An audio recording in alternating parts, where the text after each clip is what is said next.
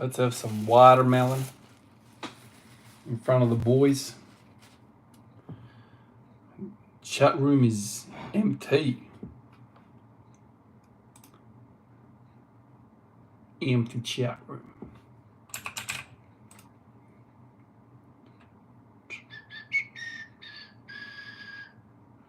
Well, it's one way to kill a channel.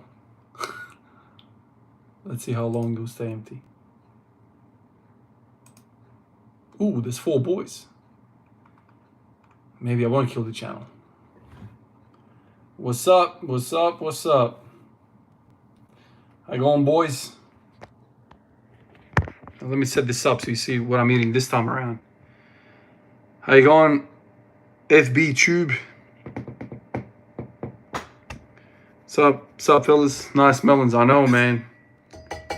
My mom bought this one yesterday. She gave me half. She gave us half. So yesterday we were supposed to eat it, but we didn't really eat it. So I've got a good knife. Check this out. Oh yeah. Oh yeah. I really don't want to get it on the table here, but look at these boys. I don't know if I've told you this, man, but this is my favorite fruit. Is it a fruit or is it a vegetable? I don't know what it is, man. It grows in the ground, right? I love this, man. Oh. I could eat this until I blow up. In fact, I remember another creature that I killed and it tortured me, that I thought still tortures me. Before we fled Croatia, before the war started, before that trouble, I was on the farm with my grandma at the time. And obviously farm, you can imagine animals, chickens, pigs, horses, cows, all that stuff. And I remember I had this little chicken, little guy. He was only like a day old, 2 days old or whatever. Fluffy little thing, loved him. I made him do push-ups and stuff. I remember back in the day, like he would try to stand up and I would try and push him down just ever so slightly to provide resistance. This is like me being 6 years old. That's like one of the earliest memories that I have, 5 years old. Or 6 years old, 7 years old, something like. I remember that memory of like me having them, playing with them. They were sitting on me, blah, blah, blah, blah. Anyway, middle of the night, we had to go. We had to, you know, get out of there. The neighbors were leaving, everyone's leaving. So we got a carriage, horses, whatever. And we started leaving, packed everything we could, and we left. And I remember thinking to myself, well, can I take the chickens? And my grandma was like, no, don't take the chickens. We'll be back next week. So we didn't realize how bad the war was. We thought it was going to just, the army's going to walk through here and then we'll come back.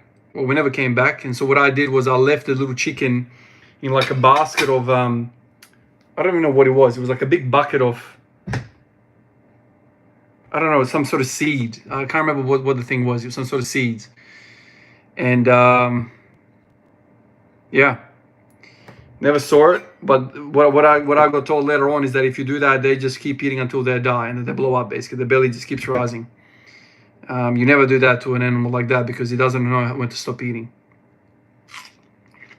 That's like me with the watermelon. I can't believe I thought of that memory.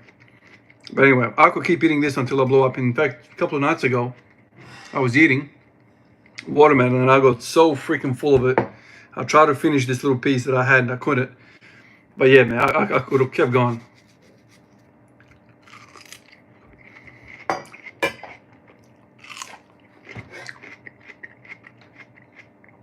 Now, let me go and get into the chat room so I can actually see what's going on. How do I get the chat room? I struggle with this. Oh, here we go. Pop-up chat. This is what I want. This is what I need. There we go. All right.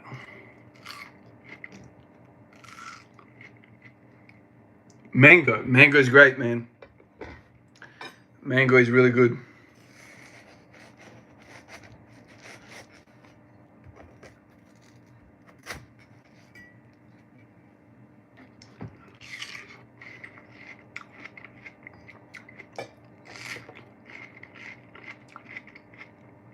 Yeah, I know. Some of the weirdest things will like make you remember certain things. It's like, it's really, really weird. like something popped up on my feed the other day. I don't know if you guys are from Australia, who's from Australia, who isn't, but you know, we got this sport here called AFL football. It's kind of like football. Like there's like a million sports that are called football, but the Australian rules football. It's kind of like an oval shaped ball, very, very, very physical, kind of gladiator like, you know. Anyway, there was this footy show that I had, and it's since been discontinued. But there was this one particular guy. He was the greatest, like couple of dudes on a panel, just banging each other out, making fun. It was like great content. And there was this one guy behind this particular bar called Marmalade. Tony Marmalade? Oh my God, I've forgotten his name. Marmalade. I know his last name was Marmalade. I saw the clip yesterday, I've forgotten. But yeah, as soon as I saw him, I was like, oh my God. I remember like those times of me watching the AFL footy show. It was like, I used to look forward to it every single day, man. Like every single week.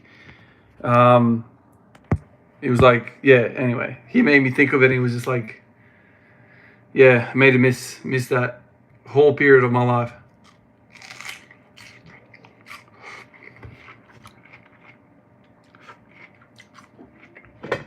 This is a good watermelon. Every time I eat a watermelon, I have like a different way of cutting it. I'm trying to not like cut too much and commit too much to it.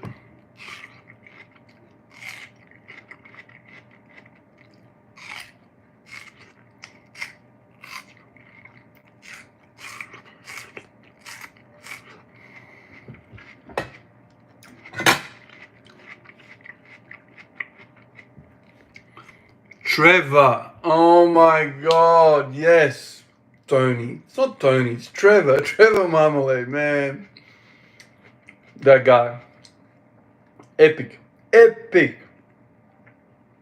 Some of the best moments, man. It made me split my shit from laughing. I saw a highlight reel of him at the footy show the other day. Came up on my feed, man. It was such a great memory, man. Sent it to all my boys, and I'm like, you remember this? And we're all like reminiscing and stuff.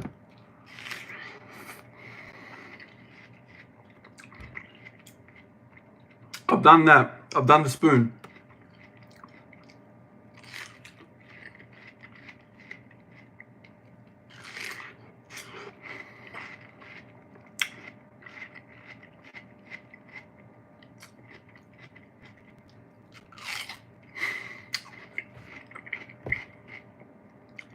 Can you guys actually hear me eating? Steve-O! What's going on, Steve-O? By the way, guys, this guy Steve that's popped up in the chat, I work with this fella. He has given me some of the best life advice I've had out of everyone. You know, I've known this guy for a while now, man, and we always have like amazing chats, and he always gives me these gems of wisdom. So say hi to Steve, man. He's my colleague, and he's an absolute one of the best supporters on the channel, man. He watches all the videos. He's a beast.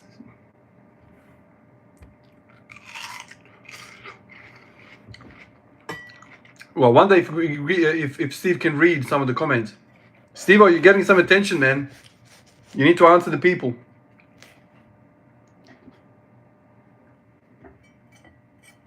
Rightly so, because Steve deserves it all, man.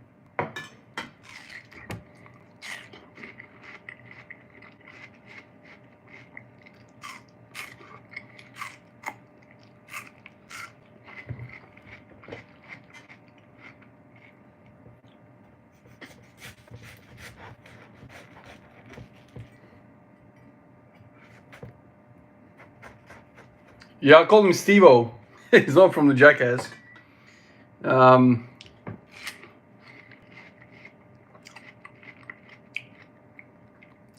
Definitely big up, Steve.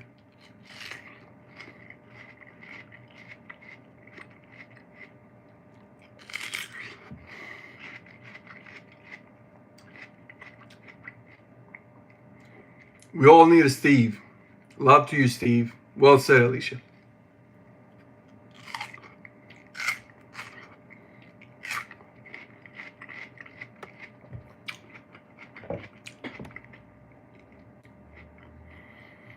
What's my squat nowadays?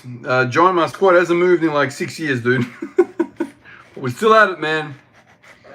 I'm still at it. With the hope that one day it's going to click. It's 212 and a half. So, you're welcome, Steve. Absolute pleasure, man.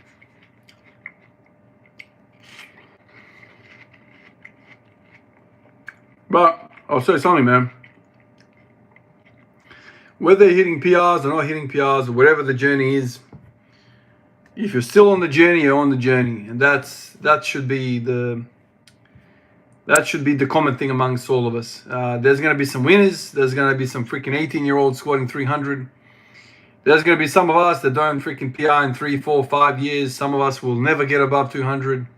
There's a whole spectrum of people, but we all relate somehow, and that is that we all love the game of training. We all love to move the barbell, load the barbell, squat, bench, deadlift. We love all of that stuff. As long as you're kind of in the game and you do it, that's the main thing. You know, today I coach my son's basketball team, school basketball team. You know, it's reception year 1, year 2, you know, kids. And it's chaos. Everyone's running around, whatever, blah, blah, blah, blah, blah. But you bet your bottom dollar that I went in there and I coached them. You bet your bottom dollar that I went out there with the Kobe jersey. Man, I love the game. I love the game. Even though I'm shit nowadays, my best basketball days are way, way behind me. I'm still in the game. I still love the game. I still watch the NBA. I'll still watch the Olympics and the World Championships. I'm still all about that. So I'm still a basketballer. So same goes for weightlifting. You know, even if my squat doesn't go up again, and even if I don't get to 300 kilo deadlift, 180 bench, or whatever, all of that, I'm still gonna go at it, man. And that's what I love, man. Exactly that, Alicia. Me seeing my son there, you know, run around. Oh man, that was pleasure. It was pleasure. I remember when I first found out that I was gonna be a father, man, like 7 years ago. This was the first image that I got. My God, I'll be able to go watch him play basketball. And I didn't even know if he was going to play basketball at all. Like, you know, he's growing up, me watching NBA freaking almost every other day. And, you know, the email came through at the school, you know, send the form in if you want to play. You know, I said, son, do you want to play basketball? He's like, yeah. And I said, if you're going to play basketball, I'm going to coach the team, because I don't think there's anyone better at the school for me than me to coach. And one thing led to another. I've got 9 kids in the team, and I'm kind of watching my son play basketball, and I'm rediscovering the love. And I'm kind of like, you know, it's like a weird out-of-body experience. It's like I'm watching myself. And I'm in the position of my dad back in the day. He used to see, and, you know, every day I hear that my son is exactly like me. The mannerism, the competitiveness, the hate to lose, the stubbornness, you know, maybe one day he's going to squat 5,000 days in a row. Who knows? But he's exactly like me. So it's a beautiful thing. And, you know, I'm not expecting him to be Michael Jordan. I just saw that. You know, he's the next Michael Jordan. The chance of him being anything professional, anything good, is probably next to zero. But that doesn't mean I don't play. That doesn't mean, you know, he doesn't squat. That doesn't mean I stop squatting. Like, it's just, not everyone's going to win. But that doesn't mean we don't enjoy the sport. And I think that's the whole spirit of sport. And as I was saying to one of the parents at school, at the game, you know, the camaraderie, the team, you know, the man, sport teaches you stuff about life that you carry throughout your life. You know, me feeling the pressure of being on the foul line, under 18s, Division 1, grand final, I'm shooting, you know, I remember some of those moments, man. It's like, now I go to a job interview, I'm like, what is this, man? 3 guys in the panel, man? Shit. I was on the line shooting for the game one day, you know, 10 or so years ago. I know what pressure's like. This ain't pressure.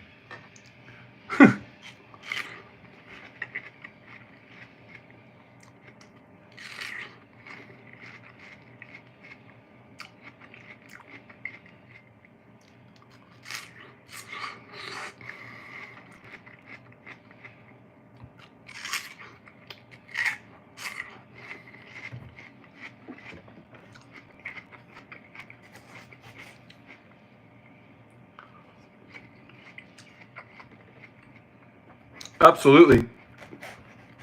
The sense of community, man. You know, and like I've got nothing against like, you know, single sports and whatever, all that. You know, tennis is a great sport and whatever, and I definitely like watching tennis as well. But there's something about teamwork. There's something about camaraderie, synergy. Something about giving an assist to a player that does a really good play. You feel so happy. It's almost like you're happier to make an assist or, you know, to win as a team, to be a big part of a team win. It's almost better than that individual thing that you get. I don't know. I mean, I've never played, you know, single sports like tennis or whatever. But there's something special about team sports. It's so much, I want to say it's so much harder to get good. I don't know. Maybe tennis is hard. I don't know. I don't know how to think about that, but I feel like there's a lot more to it.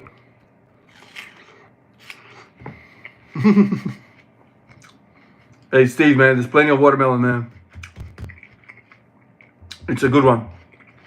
I should have eaten it yesterday because yesterday it was really, really fresh. Today I'm like, man, I gotta eat this watermelon. I don't want to, like, me wasting a watermelon is a very, very sad thing for me. So I had to eat it. The kid's going to bed and I'm like, well, tomorrow's gonna be even worse. Well, it's gonna get worse. It's very, very nice now. I can't let it go to waste. So I'm probably gonna get blown up the amount of freaking watermelon I'm gonna eat right now, but it is what it is. I hate wasting.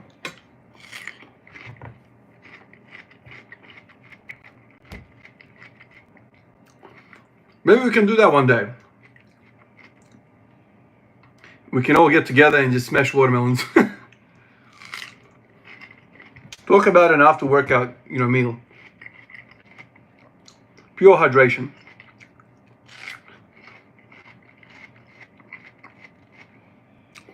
You can blend it into a drink, but I don't know if you get the joy, the same joy as chewing through it.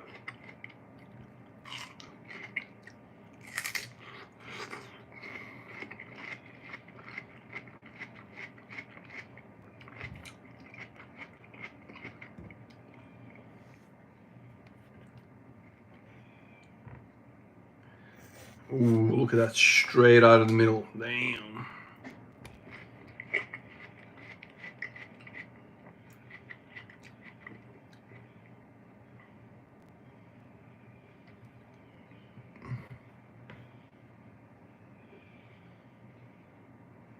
Koliko sati ima? 8:43 navečer. Odakle si ti, man? Gdje ti živiš? Bob Jenkins is Yugoslav. Mm.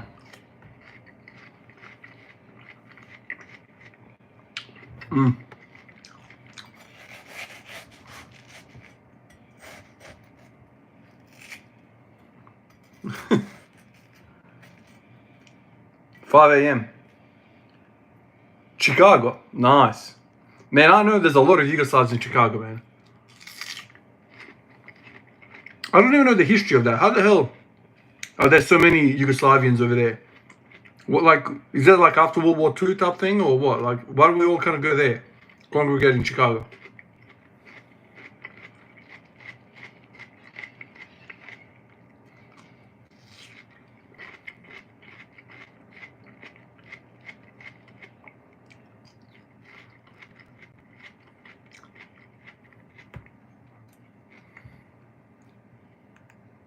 Dude, I know. I'm butchering this. Like if I was preparing this watermelon for like a whole bunch of people, there's a way of doing it, you know.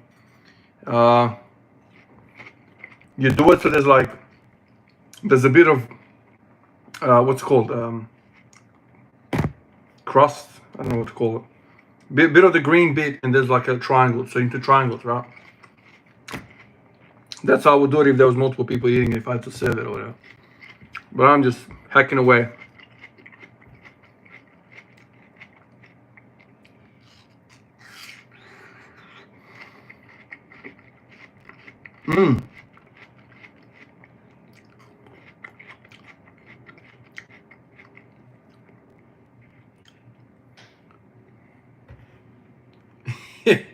Yeah, buffet style. Yeah. Oh man, can you guys hear me chopping it up? Dude, it's crisp as, man. It's great stuff.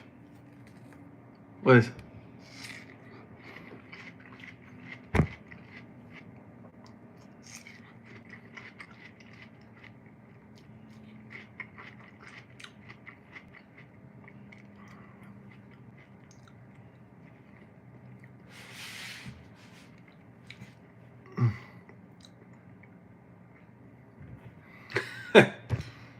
Yeah, watermelon ASMR. I really don't want to cut the crust anymore. It's, I don't know how to do it anymore. I'm actually quite full already, man. Like, sadly. Oh, dude, I just can't get enough of that sound.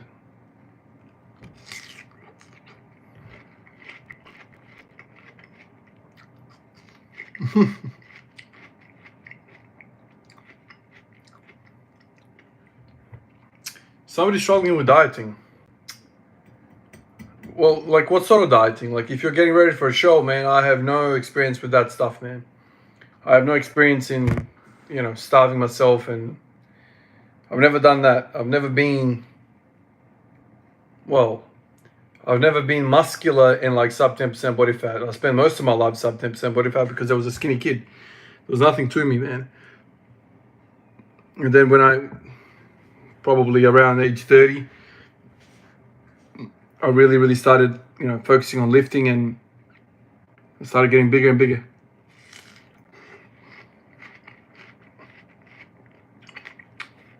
No.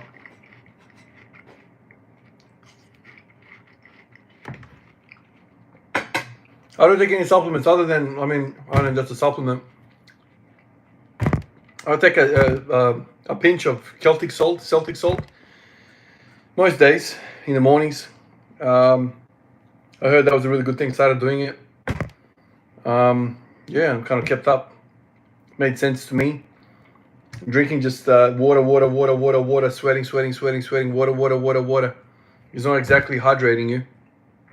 You need to have balance. You need to have electrolytes. And Celtic salt has like amazing stuff in it. So I've kind of been doing that.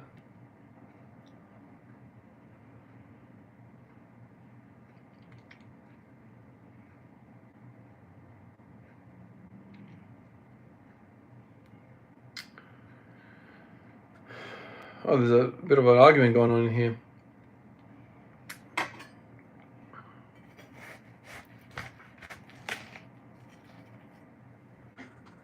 Mm-hmm.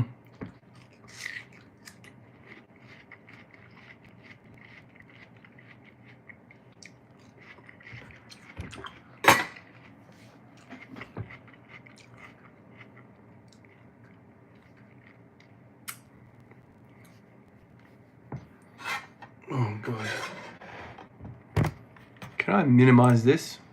Uh-huh. Let's check some stuff out.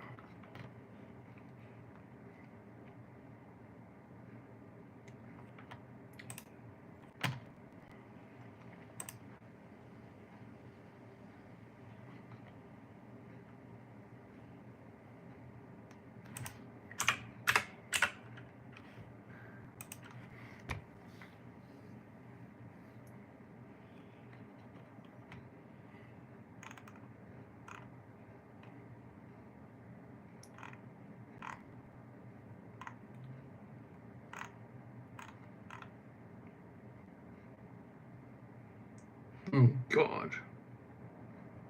What the hell, man? Check this out.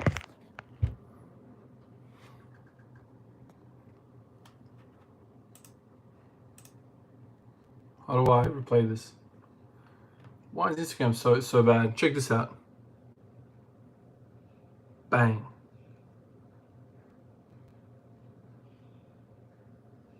Damn.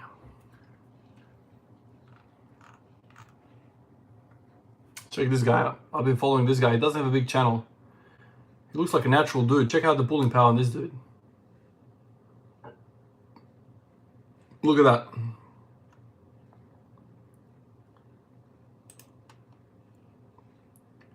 So how many kilos is that? That's like 7 plates or something.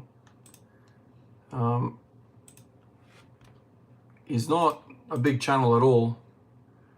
4,000 subscribers, John Grady.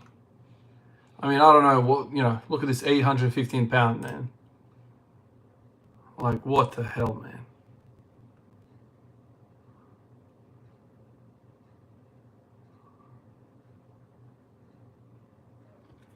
So this is like my whole Instagram channel. I basically, well, I tried not to have any like family or friends. I don't follow anyone other than fitness related stuff. So on Facebook, I don't follow anyone other than personal life stuff.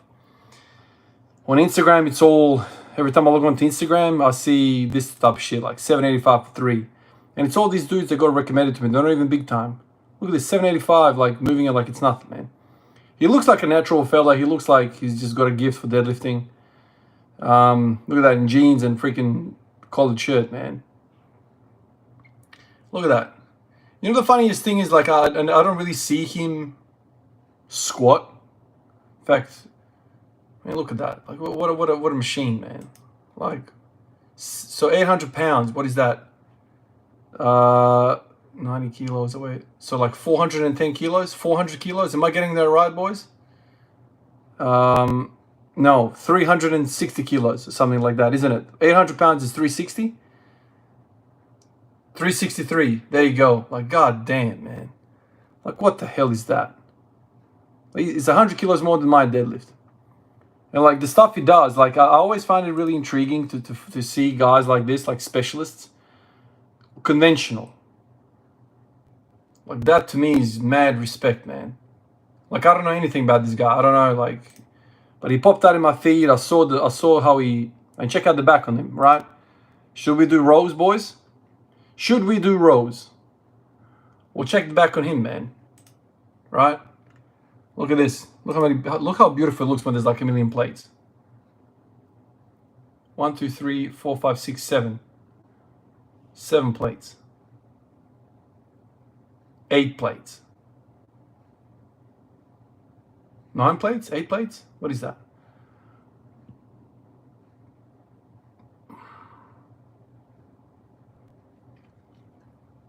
Like, what a machine. This is the kind of stuff that I love to see. He looks like just a normal dude. Like, he doesn't look like a mass monster by any means. Like, he's not. This is what he looks like. I mean, I don't know, boys. Like, does that look natural to you? I think he does. He doesn't have a freakish vascularity. He doesn't have freakish size. This looks like a normal dude. He's probably like above 100 kilos. He's probably a really tall dude. Definitely, he'd be somebody, you know, like that to me looks like a normal dude. Just a normal guy. He's 6'3". There you go. I mean, you know, he's a big guy, but he's not a giant, you know. Yeah, he looks natty. Like this guy here, like I don't know much about him. Once again, I don't know what his deal is. But it would be really, really cool to have a chat to him and be like, dude, like what the hell, man? Like he's got long arms. You see where he's locking out? It's like mid thigh. For me, it's like nuts level. So much harder for me, but regardless, whatever, you know, he's still an absolute beast. So, but you know, I've seen people lock out at the knees. You know what I mean? Oh, here we go, squats. Okay, so what did we see? We saw 800 pound. So this is 520 for 7. So we saw an 800 pound deadlift. Now we're sitting at 520 squat for 7 for reps. Yeah, it's not ATG. It's a typical powerlifting squat. But that looks good to me, man.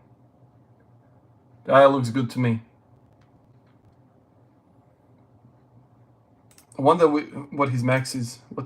This is just warm-up weights probably for him.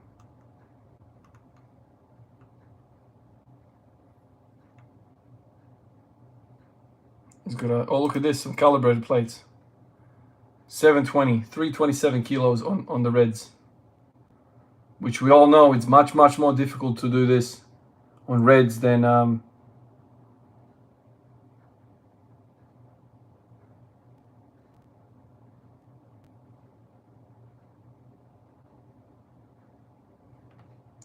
beast. Anyway, so I quite like every time I see his stuff, I get inspired. Lots of NBA stuff. Lots of NBA stuff.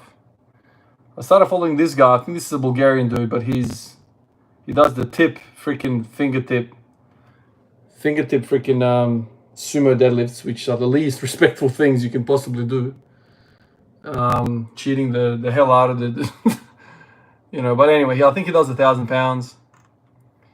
We got Nabil, one of the sumo kings, lightweight dude.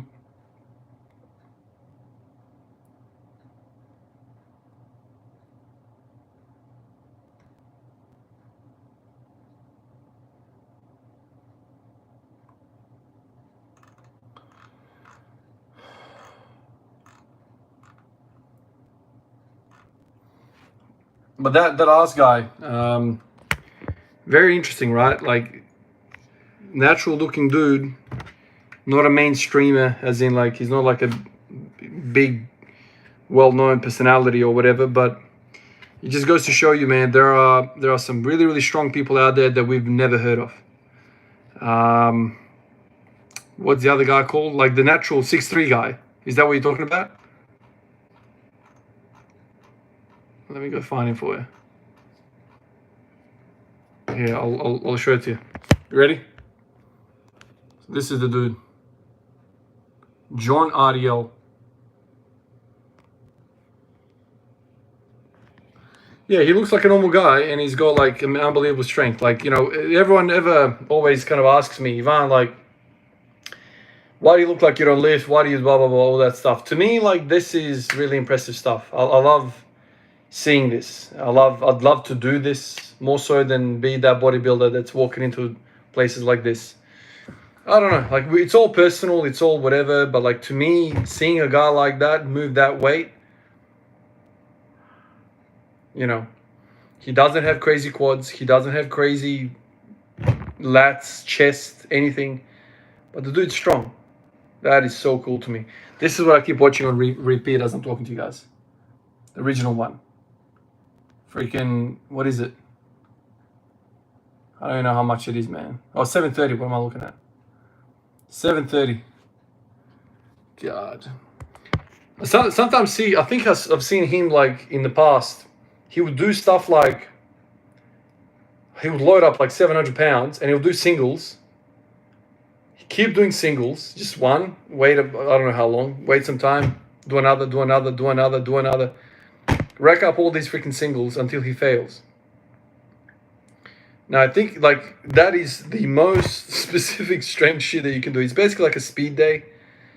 Obviously, you need to be careful with loading because that's very, very taxing stuff. But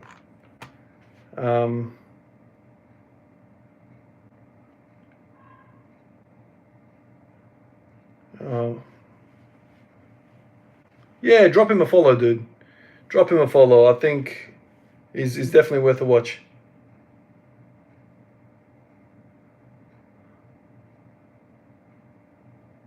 I'm really enjoying the lives, especially like this where I'm just chilling out in front of you guys. I feel like we're just like couching it up and just, you know, a bunch of fellas talking, lifting or whatever comes into our mind.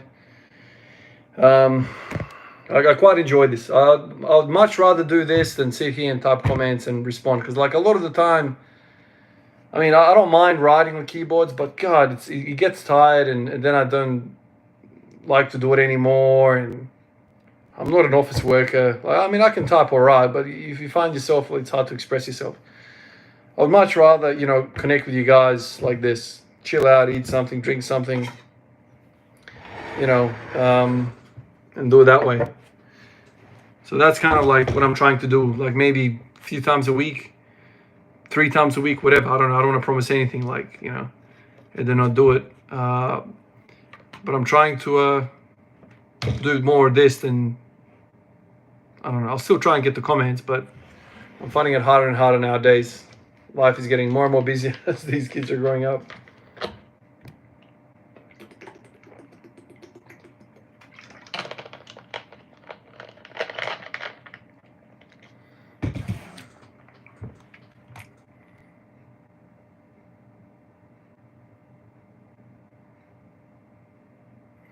Yeah, the wise cow. I mean, that's the ultimate thing, right? You know, the layman, like if somebody says to me, oh, he's Ivan, he's got a YouTube channel, he's into fitness, automatically like they think, oh, when this Ivan rocks up, he's going to be like an IFBB bodybuilder. You know, that's kind of what the general public believes, or what you're going to be like. Same as though, like if someone said, oh, here's Ivan, he plays in the NBA, automatically people think, oh, he's really, really good at shooting the ball. You know, you could be freaking Eric Dampier from back in the day.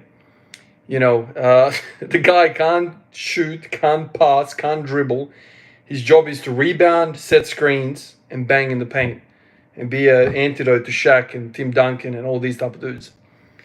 But, you know, this is like the general public. Like when someone says, oh, yeah, I've got a friend, Ivan, he's got a YouTube channel, they think I'm going to be shredded, like, you know, veiny out of my skull. But, you know, I don't fit that typical prototype. In fact, like that never attracted me.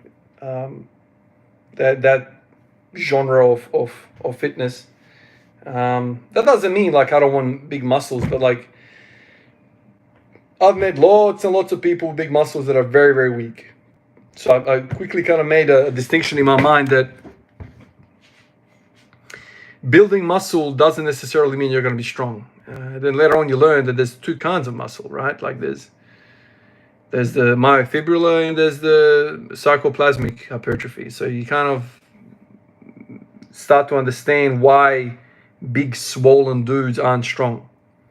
Those big swollen dudes aren't necessarily building the stuff which is going to pull the bar harder. It's just glycogen, sugar stores. But anyway, each to our own. Like you know, we're all the same people at the end of the day. Anyway, we're all into barbell sports. We're all into training, and yeah, you know, men. You know, that makes me happy. You know, to look a certain way is a lot of pressure. For me, I would rather. And this is the other thing. Like I went to this basketball thing today. Lots of kids, you know, full freaking 5-6 courts of kids playing, you know, school kids. And I'm like, you know, teaching somebody to have a stronger lower back, stronger deadlift, stronger bench press, stronger squat, all of that stuff. Teach somebody to get better at that, not use that for bodybuilding. I feel like strength training has better carry over to sport. So, you know, I'd like to think that, you know, I know a few things to help my boy or my boys and my girl. My boy's now 7 years old, so he's kind of starting to think about these types of things. I'd like to think that I could kind of help him improve his vertical, improve his jumping, one leg, two legs. Like I frankly can't wait to have that puzzle to solve. So, you know, to me, it's like, that to me is sexier. Whereas bodybuilding, like I remember when I finished basketball, I was like, bodybuilding is cool and all, but like if you want to improve your vertical, you don't start bodybuilding. You know what I mean? So I came from a basketball background and I was like, cool. You know, the first thought was, oh my God, if I could squat 180, I could probably dunk. I never went, oh no, I need Tom Platt's quads and then I'll dunk. No. Michael Jordan never had that. Massive quads. Vince Carter never had that. You know, Gerald Green, I don't know if you guys remember Gerald Green from back in the day. He wasn't a star. But dude, that guy could jump out of the gym. He didn't have big quads.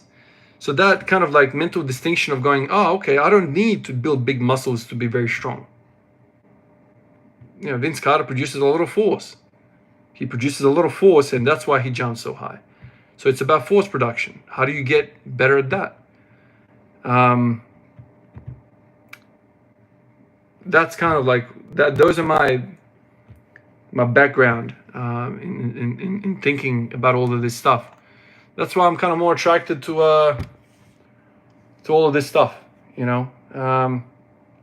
Whereas like bodybuilding is just a show. Like what other uses does bodybuilding have? Like what, you know, like what are the uses of bodybuilding? Where do you carry that over to?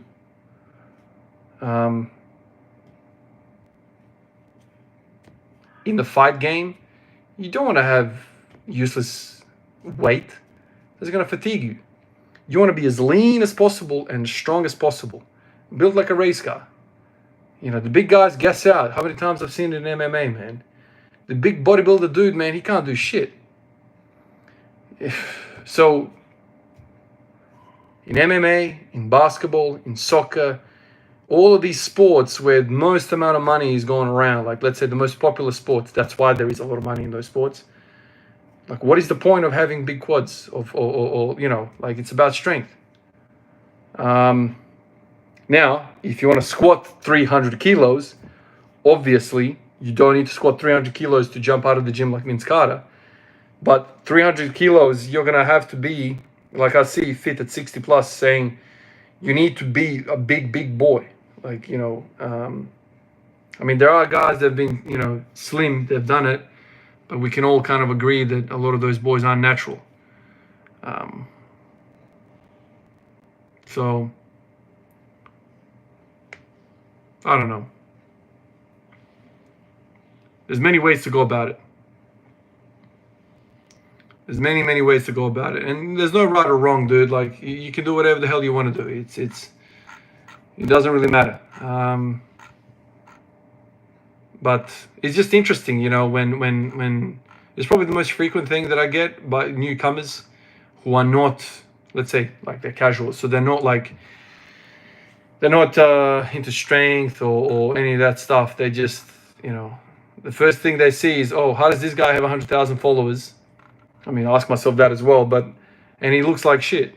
So that means automatically his programs are shit, right? It's kind of like initial connection.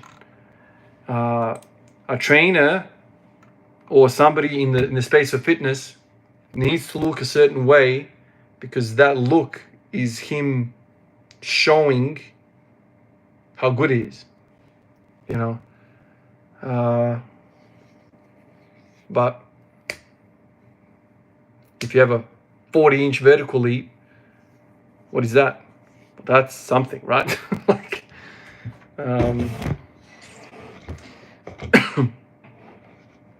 did Michael Jordan have a big squat? No.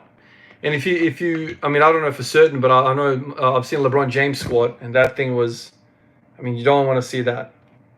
If you see LeBron James squat, think of wide stands, like sumo stands, quarter squats. That's what it looked like.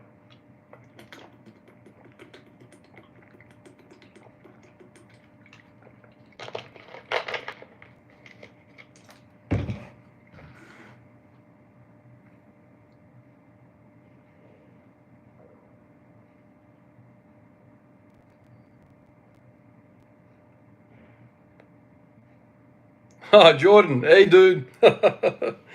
Yeah, I have to go back to the well in Mecca, man. Oh, shit. It's been a long time now. Ever since having that third kid, man, life has become much more busier. But in due time, I'll be back. Don't worry, man. I have to get back and see you boys. Jordan, man, last time I saw you, man, you were squatting like 210, I want to say. Your back was feeling good back then. What are you squatting now, dude? Really interesting to hear. Have you stayed away from back pain and you've kept on going? Jordan Train is one of the boys that I used to see all the time at one of the Dermot's gyms. Many chats about basketball to weightlifting to all that stuff. He's a strong fella as well.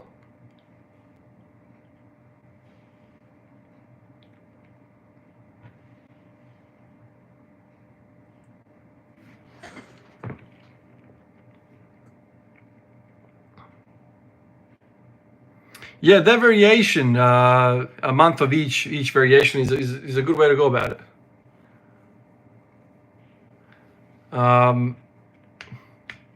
Yeah. I mean, for me, to be honest with you, man, like, we've spoken at length. You know, in the last 2 years that I've since the 212 squat, you know, my cameraman came over today while I was working out, and we just started chatting away and, you know, always throwing ideas around. And I said to him, you know, he said to me, I'm pretty confident that one day, he goes to me, I'm pretty confident that one day you will get to 180 bench. I mean, that's kind of in the water for you. And I'm pretty confident you'll get to 300 kilo deadlift, but I'm still not confident that you'll ever get to 300 kilo squat. And to him, I said, yeah, dude, like, I'm not confident about a 300 kilo squat either. Funnily enough, like I spent all my energy into that, and all the other stuff is kind of going better. But really what I want is just 1 year of squatting with no pain. And I said to him, you know, in the last 2, maybe 3 weeks, I've felt amazing, absolutely amazing. Doing these sets of 5s, lots and lots of work, and I feel great. So I would just like to see 1 year of hardcore volume in the squat without pain. And I reckon I've worked something out. I mean, I don't want to say anything, but I'm feeling freaking amazing right now, man. Amazing. And I think my little struggle with the elbow pain, you know, right in there from using the bands and me having to work that out gave me another problem to focus on. Another problem, the bench.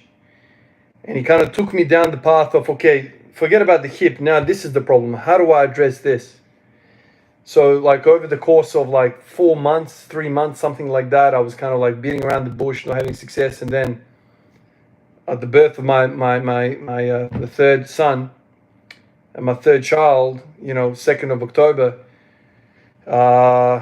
started benching. I took that kind of little reset in my life to just start working on the problem, started doing pronation, supination, and it was like a completely different problem.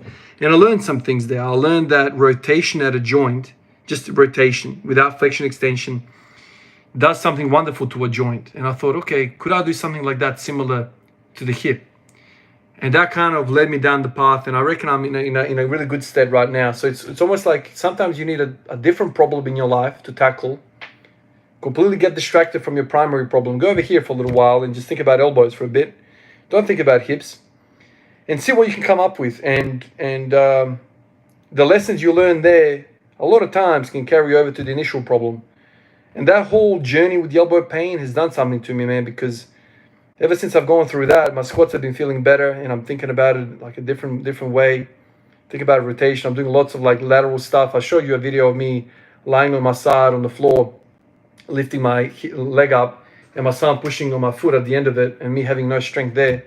That was a key moment, aha moment, I'm onto something moment. And you know, ever since that, you know, I've kind of been messing around, not even intra workout, like outside the workout, I'll stand up and I'll do like side lateral raises with my hip and all sorts of stuff like this, just thinking about different planes of motion through a joint that's got nothing to do with the actual freaking squatting. Like, remember how I spoke about, you know, hip raises or marching, single leg marching, knee lifts, all that stuff, like the opposite, the reverse squat would probably make the most sense.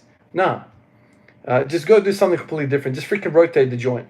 You know, have your foot straight. Like this is my leg. Have your foot straight. Just do this. Just rotate that femur. Just rotate it. No flexion extension. Nothing to do with the damn squat. All of a sudden, it's like, that's fucking interesting. It reminds me of supination and pronation. Why does that make the freaking elbow better? Why does that make the elbow better if I do that? Why? Why is that better? I can't work that shit out. But something about it. I don't know.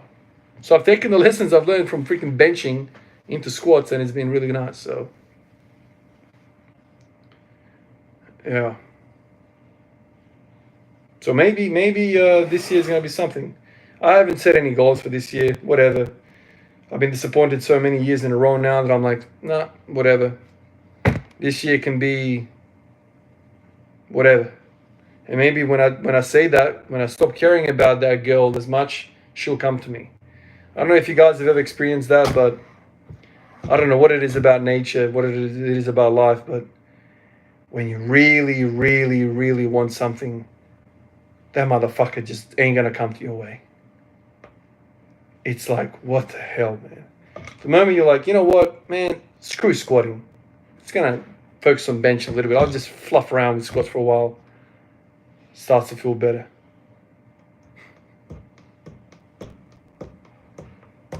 You know what? I'll tell you guys something, man. I think this is very, very beneficial for all of us.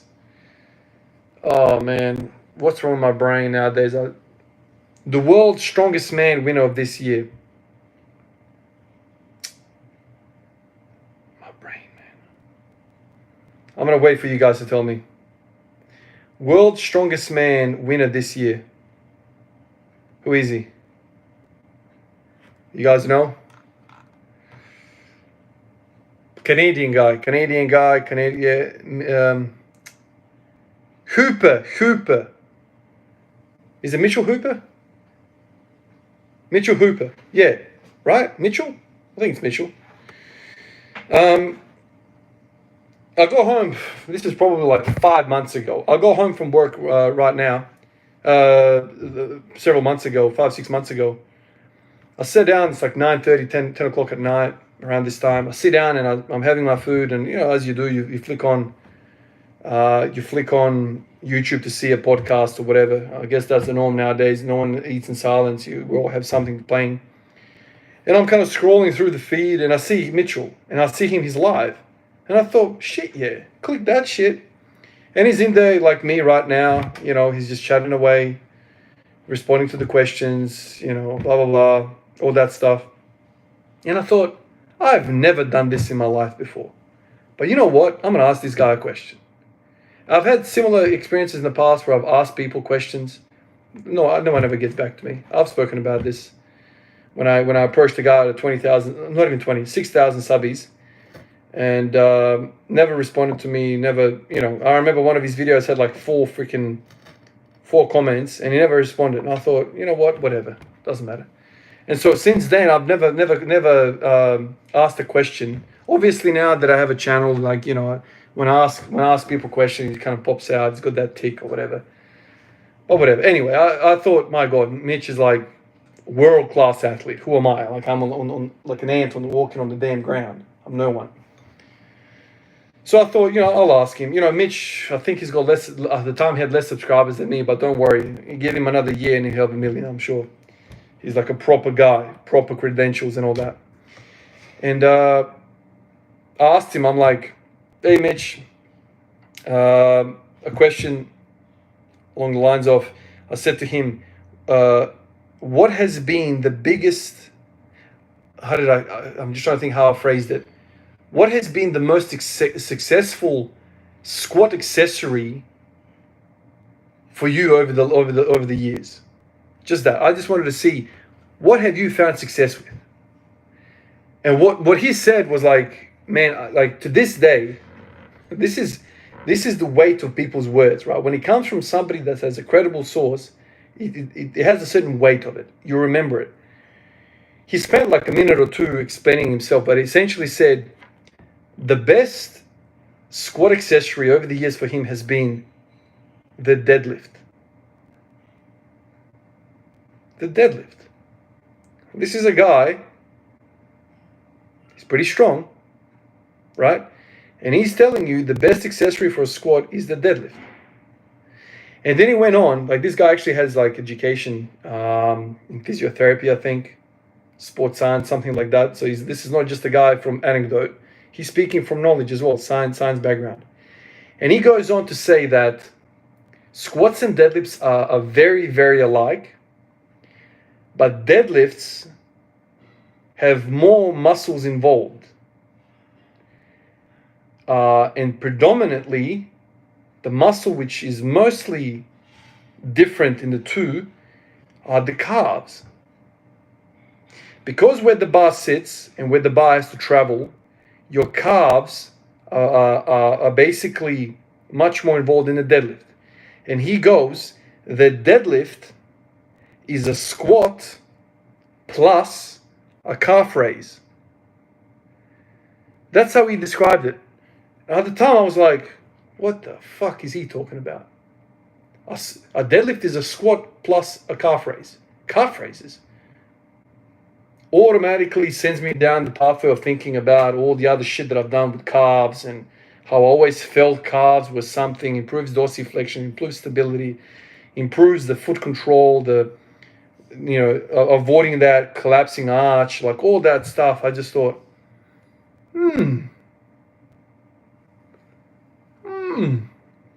Ain't that shit something? Now, if somebody on the street, if some guy, some pencil neck, let's say, some absolute beginner came up to me and he said, listen, Ivan, I reckon you need to do more deadlifting, your squat will go up. I'll be like, whatever. Like anybody. If some guy came to me that's never eaten a watermelon and he's like, yeah, listen, man, this is how you cut a watermelon. And I'm like, dude, you've never eaten a freaking watermelon. What the hell do you know about a watermelon? Right? But if the watermelon, the greatest watermelon farmer of all time came to you and he's like, dude, this is how you cut a watermelon. Oh, shit. All right, show me. It's kind of like that, right?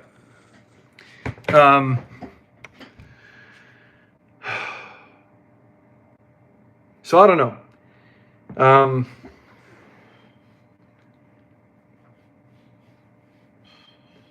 Interesting. It's food for thought. I don't know what you make of that, but I've spent quite a lot of time.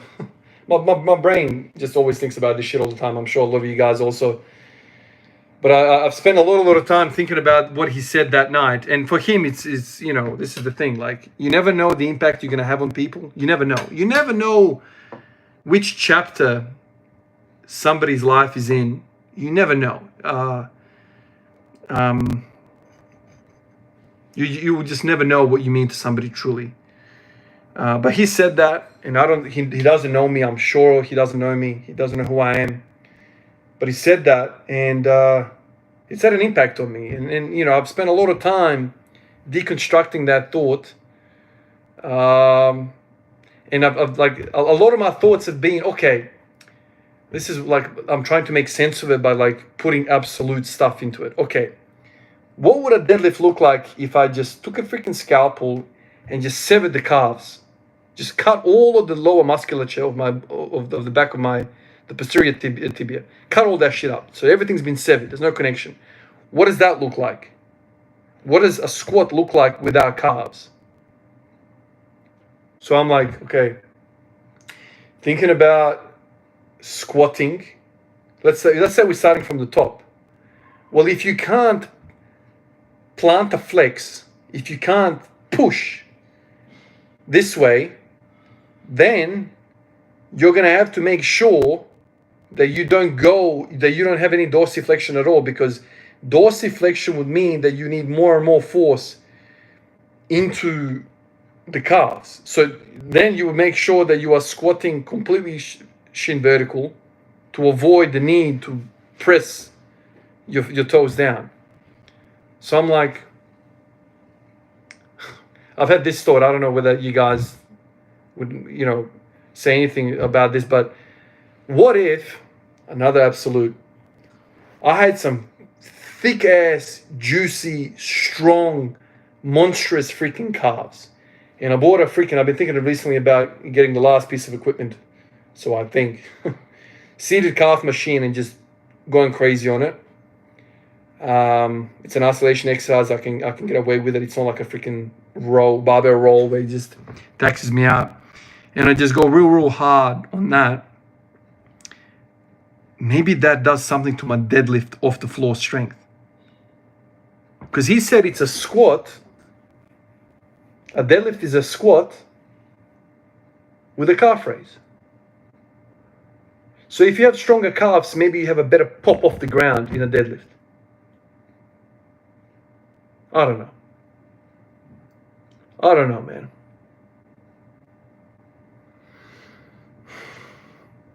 Yeah, I mean, somebody just said you need to test their advice and don't just go with it. For sure. Without a doubt. Lots of people say lots of different things. I mean, some people are not going to tell you the truth anyway because they don't want to let the secret out, right? Some people are going to be like, man, I ain't telling you that shit for free. If you wanna get some real information, you're gonna have to pay me. There's a lot of guys like that. Nothing in the world is free. If you wanna have the advice, life-changing advice from one of the best performers in the world, you're gonna have to pay for it.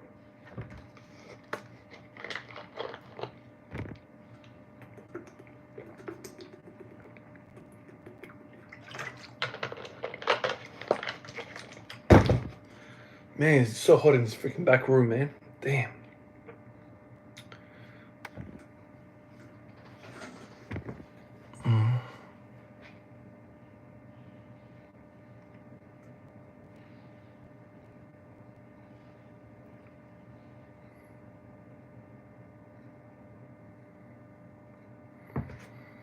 Yeah, it was hot. It was hot yesterday as well, and it was like really, really stuffy in the house overnight, and hot today as well.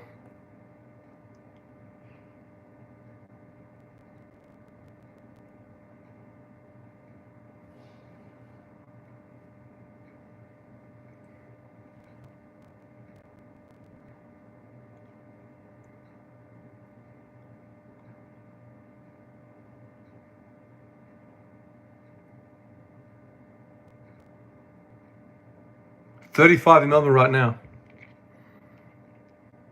Damn.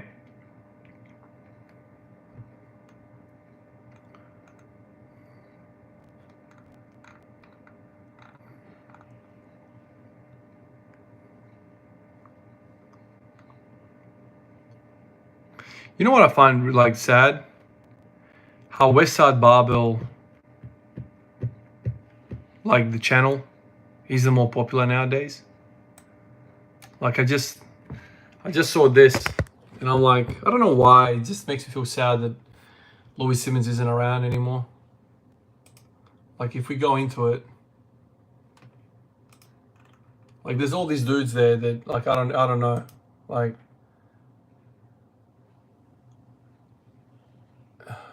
it's just funny how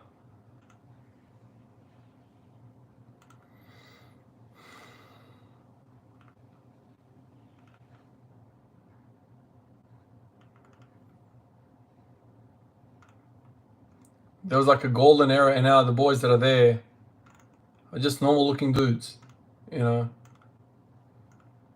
They're not monsters of the previous years. They're just normal looking dudes. And now it seems there's other methodologies that seem to be more successful, you know.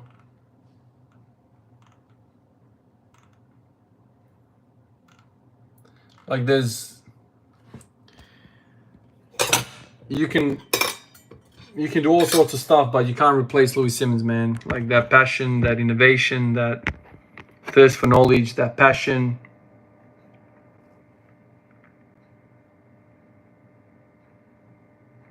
The message has been lost, feels like. I remember one time in history, the Conjugate was the system. Everyone tried to do it because there was so much success. And now,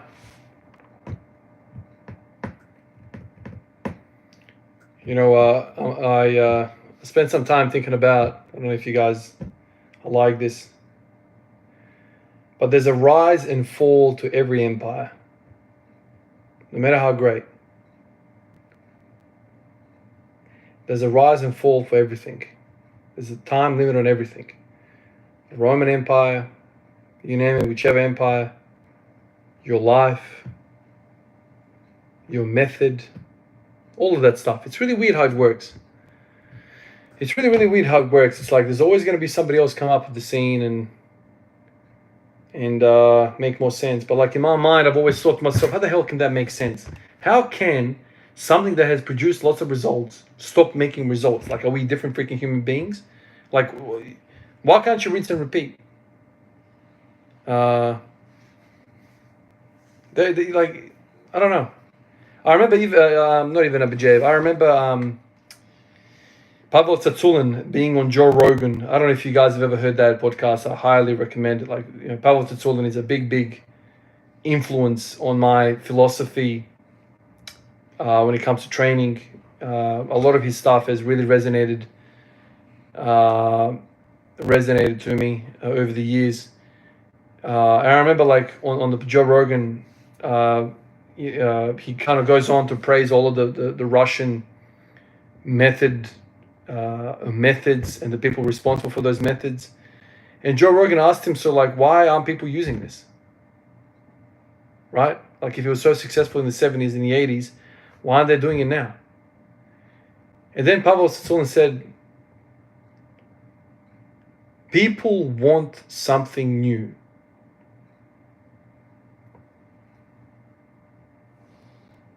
It doesn't matter how successful it is. I want something new. You think to yourself, shit. Like, Something really, really simple. I had one manager in ED. He left. I have another manager in ED. And the moment he stepped in, boom, change. New shit. Is it for the better or for the worse? Is it a side step? Is it a forward step, backward step? Doesn't matter. Change. Every political party comes in, change. No one comes in and be like, okay, oh, we're going to keep it as it is. No, you change. We just love change. Even if the shit is working, nah, man, we're going to change it up. Everything has a rise and fall. Everything expires. That to me kind of never made sense. Like if you can get to a 700 kilo squat with 30 guys, you've gotten fucking 700 pound squat. Why can't the next freaking 30 people also have the same success? What? Why isn't it reproducible, man? You had 30 dudes come up to 700 and the next 30 dudes can't. What the hell's changed? Oh, Rob, thank you, man. People want something new. Thank you, dude. I don't understand that thing. Like for me, my personality, dude, if I could squat every single day, set of 5, work up to set of 5 until the end of my time, I would freaking do that. I would do it. Why not? No. You need variation. But no variation like in terms of like methods. I'm talking about you've used a method, let's say full of variations, like you've used a conjugate system to get 30 lifters to 700 pounds in the 80s, in the 90s, let's say in the 90s. In a 10-year period, you've gotten 30 700 pound squatters. And in 2020, those methods are not working. How are they not fucking working, man? That to me is a struggle mentally. I can't process that. I can't process that. Nothing has changed evolutionarily speaking. Nothing has changed.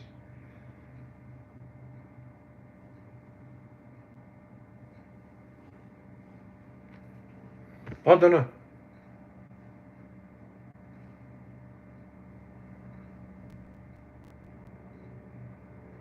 Yeah. He had guys in 10 guys in 800 pounds, man.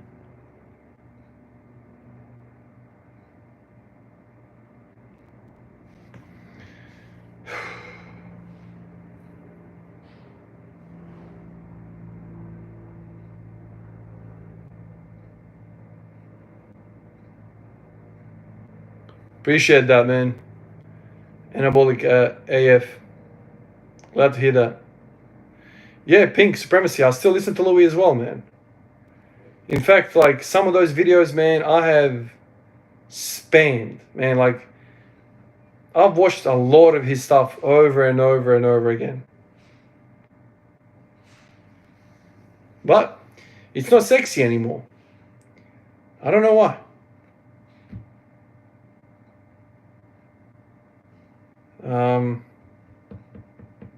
I don't know why.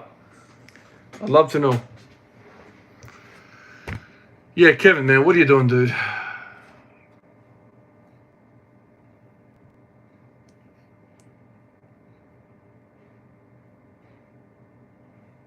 I'm sure you got something better to do than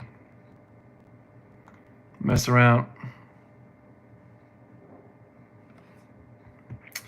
Weightlifting, I'm doing the power cleans now once a week to accommodate all this heavy glute work, heavy deadlifts and sumos and whatever. I still love it. I still absolutely love doing it, but I don't want to commit more time to it. I need to focus on what's going on now. So that's where I'm at with that. Definitely still doing it. Still on my mind, without a doubt. Yeah, he was a lot about roids. I mean, all of those boys were on roids. But is it any different nowadays? A lot of these guys at the top are also doing it.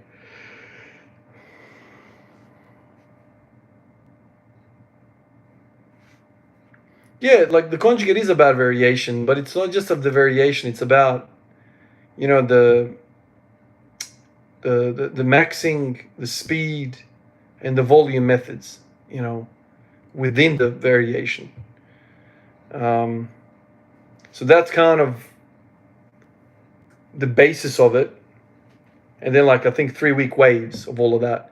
So Monday, Wednesday, Friday, volume, speed, and then max effort. And then you kind of run, I think this is how it goes. And then you run a set of lifts, and then in 3 weeks you change it up again. And continuously just going and going. You can have hundreds of freaking exercises in the mix. All kind of close variations to the actual stuff.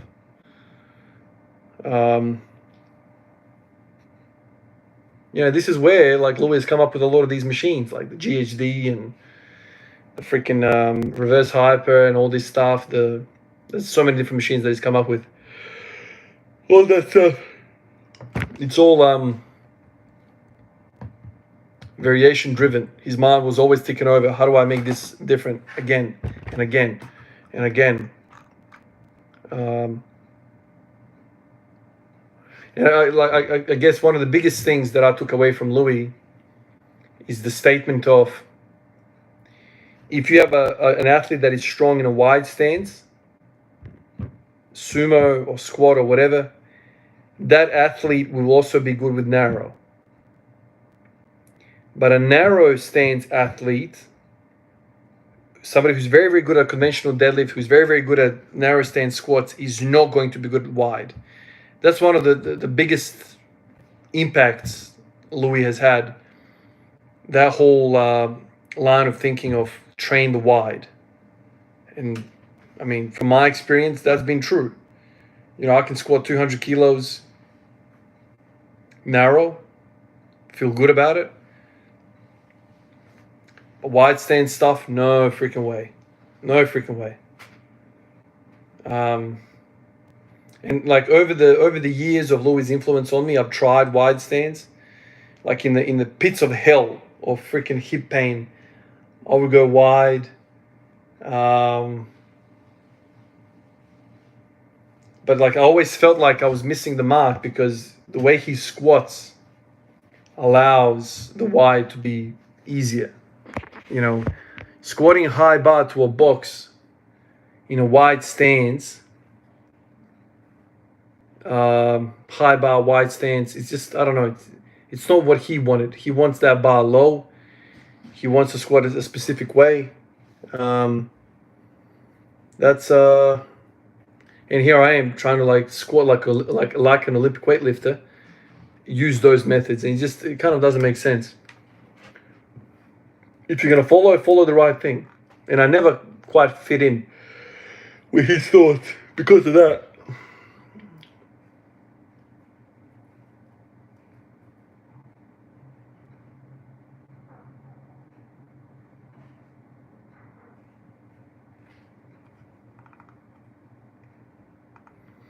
Yeah, Chris, I don't know if it's fake progress.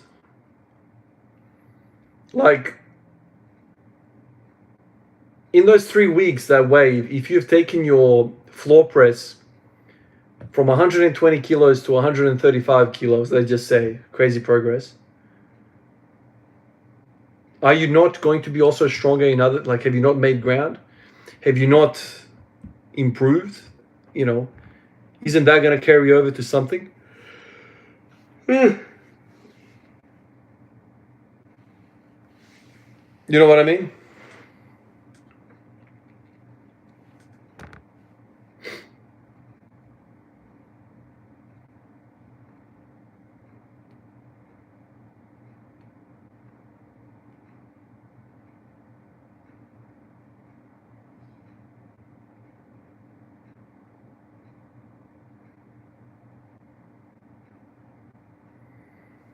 Yeah, focusing on one lift all the time is opposite to what Louis is talking about. I don't know if Boog says, what sort of period focusing on one lift. Because Louis made it very, very certain that you want to get the hell out of that lift as soon as adaptations start to kind of acclimatize to that lift. Just get the hell out of there. If you stay too long, then the body's like, work their shit out. We're not gonna continue to progress with this.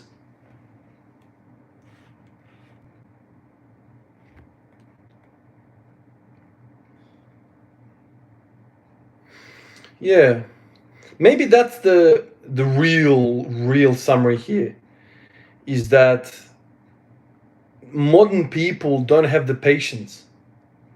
You know, because if you've got 100 freaking exercises running in the Conjugate system, you need to be patiently waiting for you to go to that next period where you're going to try and exhibit the same, the gains on that same lift, right? Like Louis used to say, you know, when people come to me, I'm not going to give you 12 weeks of nothing, man.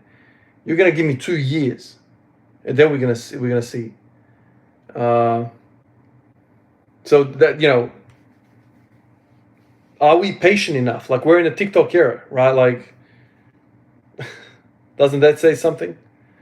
I wonder. I want to see results daily, max monthly. Louis there like, nah. I'm gonna build you over 4 years, Olympic cycles. You know, I remember he used to say that. It's like, you want me to like put faith in you for 4 years? I've only got a few of those. I've only got a few of those freaking 4-year periods. You're gonna waste my damn time. So, you know, it's like, it's weird. Maybe that's the whole thing. You know, I don't know.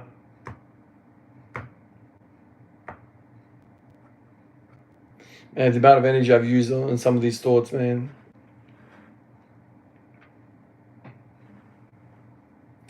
Yeah, I don't know, man. But it's sad. I see the West Side Barbell boys, and I'm like, oh, I don't know why. It just makes me sad that they don't have like a top guy right now, you know, making this the rounds, you know.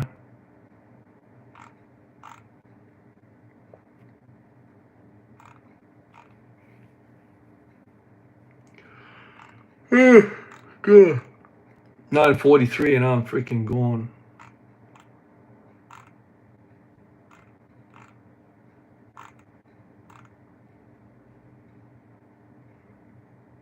And then you see shit like this. Then you see shit like this, right?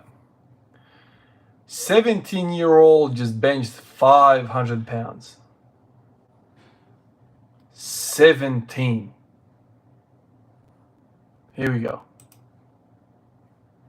17. What the fuck?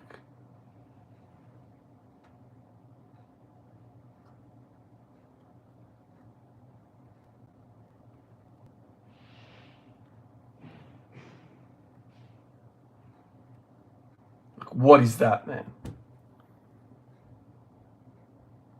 So when did he start benching?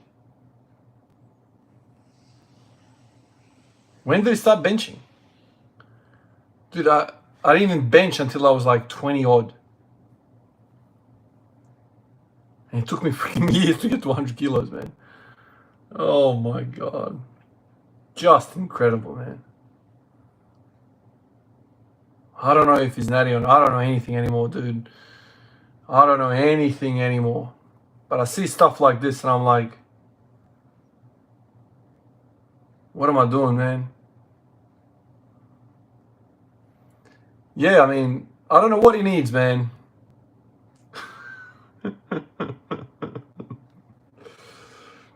I don't know what he needs, man, but he doesn't need advice from me, that's for sure.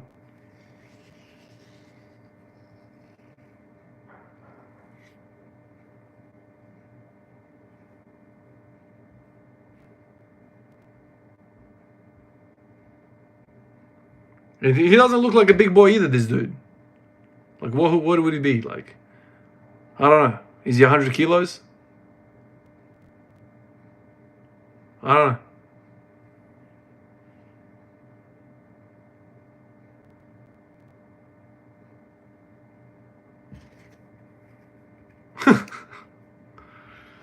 Don't know, man. I see stuff like this and I'm like, I don't know anything anymore.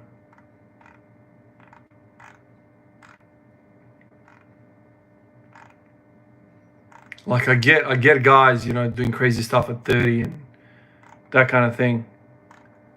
But Jesus, at 17.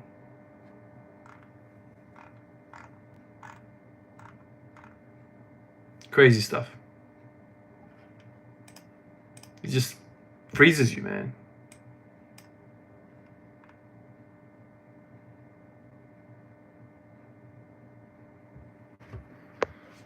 Yeah, how good is it for your mental, man, if you're watching these freaking, you know, fetuses outlifting you? It's freaking unreal, man. Yeah, I've seen that 12-year-old as well. Iz Kragujevca, pozdrav, pozdrav. Sve najbolje. Yeah, I don't know. Whenever you get outlifted by a freaking somebody that's half your age, and it's a teen, not in the peak of their powers, the only thing that kind of makes me a little bit more calm when I see that stuff is this thought.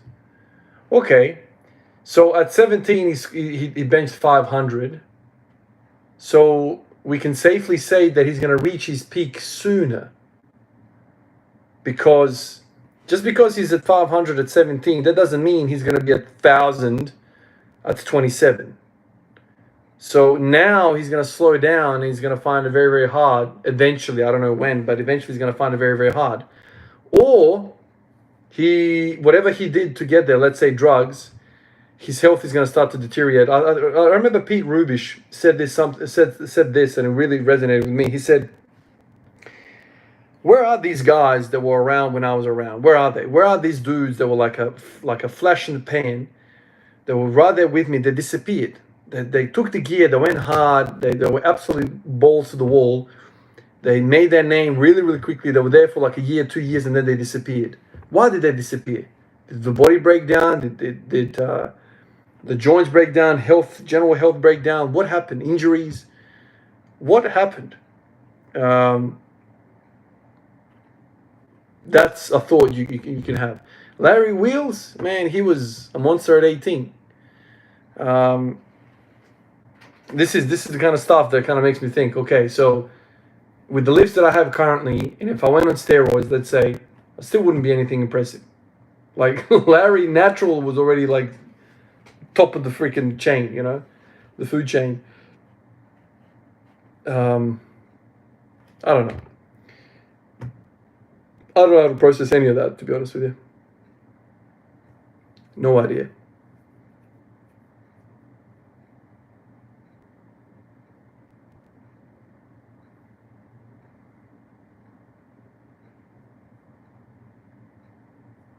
Yeah, exactly. The wise cow said it best. You've got no idea.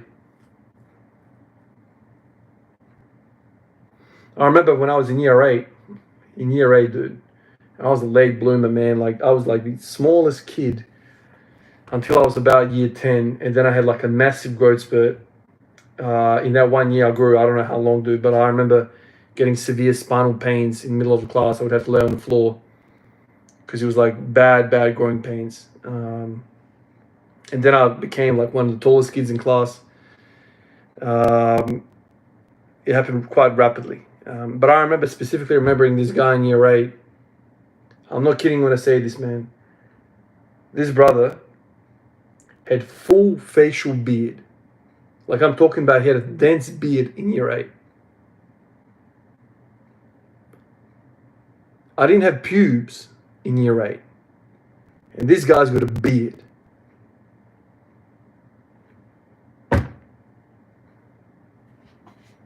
What is going on, dude? What is going on? I remember I saw something on a philosophy page. They were like, never envy somebody. Never envy that 30-year-old CEO. And when you're 30, you're like an intern.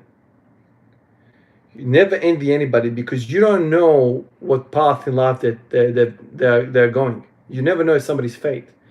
Maybe that 30-year-old CEO will die at 60. You know, they're just living a quicker life. They're living a quicker existence. And you will become a CEO at 50, but you're going to live to 92. So never envy somebody. Everyone's on a different time. Everyone's different timeline. So just because you have the 17-year-old that's out lifting half of the world, more than like the entire world, that doesn't mean anything. You just don't know what sort of timeline people are on. And that's another helpful thought, because, okay, that guy's a CEO at freaking 17. Who knows what's going to happen? You never know. You never know. So like you sit back and you're like, okay, you know, I'm a 50-year-old CEO. I'm not a 30-year-old CEO. But when it's all said and done, maybe my story is going to be looking a bit better.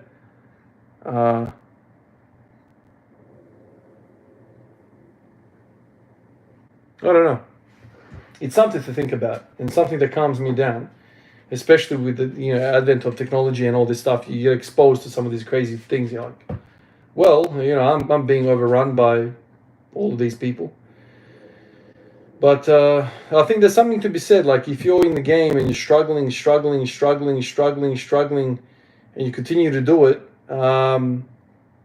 you are testing yourself more so than any of these guys that are having a lot of success. So you're kind of building something which is unseen, completely unseen, and it's building you in ways that the winners are not getting that. There's many ways to like process this stuff. But yeah, I don't know.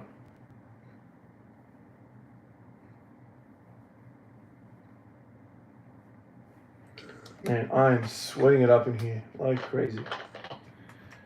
All right, we'll call it in 8 more minutes. 10 o'clock, wrap up.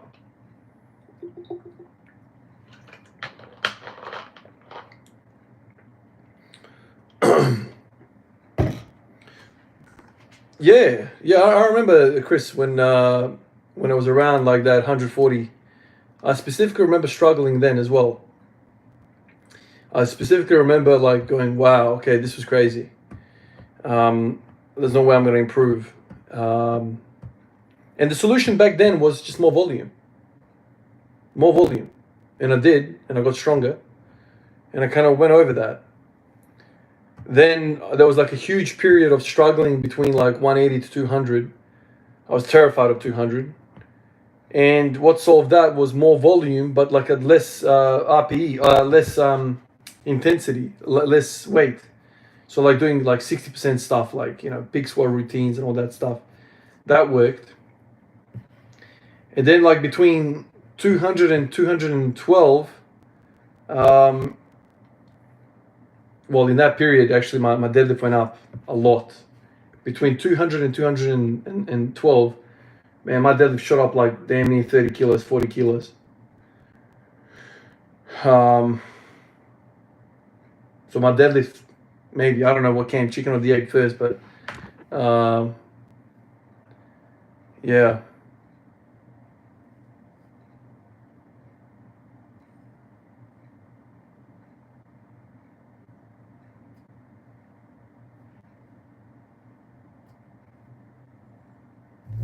Rob, it's not just wanting to improve. It's not just that. I've spoken at length about that. It's not just that. It's like, yeah, I don't know. It's a long discussion to cover that again, but it's just not that. There's multiple things here. Okay, the coach will come. Let's say whatever coach comes in and he's like, all right, Van, this is the progression we're gonna do. 3 days a week, you're going to work out to these percentages, you're going to do these back off sets, you're going to do these accessories, blah, blah, blah. They're not going to show me anything that's world changing. I know the percentages and what people are talking about. I get hip pain. That's been the struggle. Simple as that. Is that coach going to work my hip pain out? Maybe, but not everyone. Like a lot of these dudes that you think on the internet, they have a big squat, automatically they think they know exactly what's up. Have they struggled? If I know that somebody has struggled and it didn't come to them naturally, or they haven't used drugs, to jump over their struggle periods, then okay, that's worth a listen. But like somebody that just is a natural squatter, squatting crazy weights, if somebody comes to me and they're like, dude, I've had the hip pain, exactly what you're describing, I'm your guy. Okay, that's worth a listen.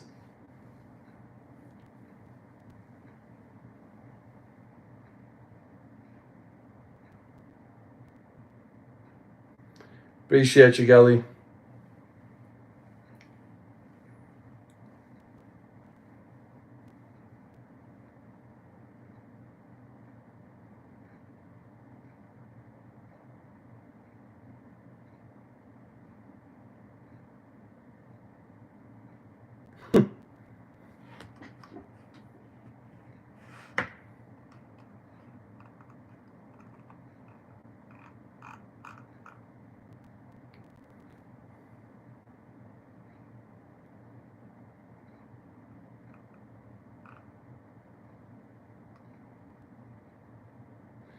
A tight waist will limit your squat.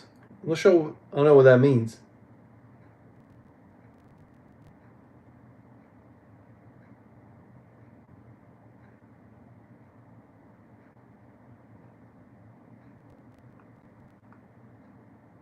I know Sisyphus. Yeah.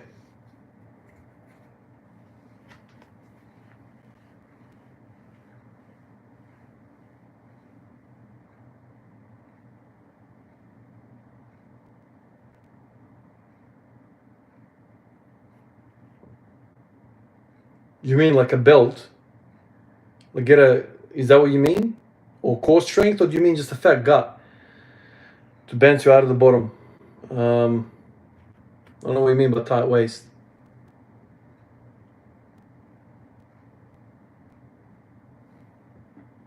No, I don't like Vegemite, man.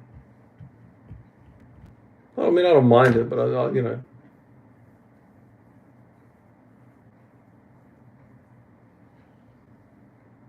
Yeah. Okay, well, yeah, of course. Just get fed everywhere and everything goes up.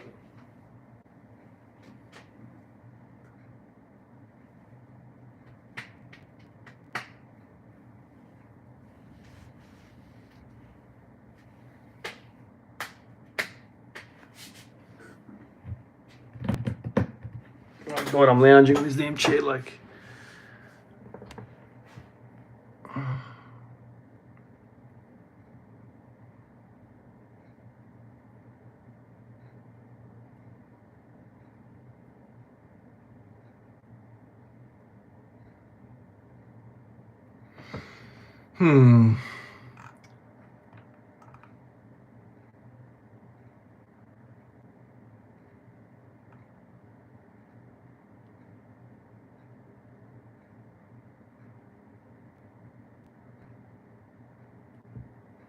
Yeah, I don't know. It's very, very hard for me to process like all of this stuff because like I just go with the flow, man. I go with the flow to a lot of these things. It's like the flow's been going for 1,500 days. I don't know. I'm a journey guy. I'm not a destination guy, and I live my life by that.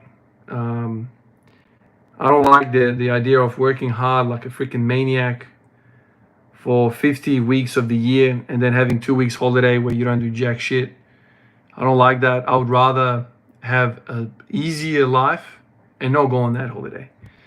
That's the general gist of my philosophy in life. I think biology, I think we as humans, we like routine. We don't like killing ourselves and then being comatized for a long period of time. It needs to be like a balance. Balance is another word that means a lot to me. I don't know. It's very, very hard to find meaning. It's very, very hard to you know, like, okay, whatever. I'm not married to anything. Let's stop squatting every day. Tomorrow, no more squatting every day. Okay.